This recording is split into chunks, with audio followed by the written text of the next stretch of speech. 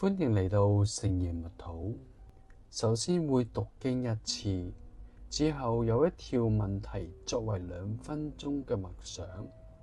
如果默想嘅時間認為不足，自己可以繼續停留喺默想嘅過程中。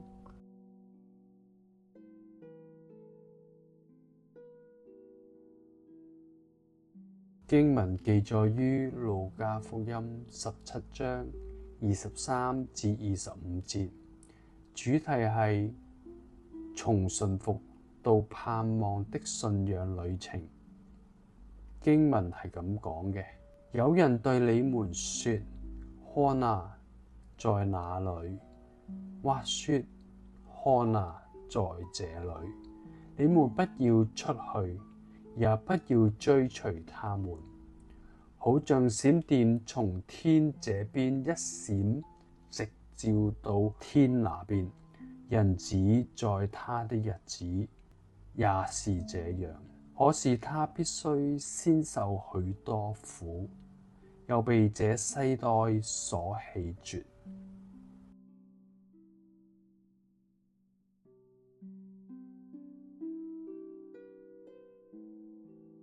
當耶穌基督為咗救贖我哋而甘願承受苦難同埋被棄絕，呢份無條件嘅愛點樣挑戰喺日常生活中所面對困難同埋被拒絕啊？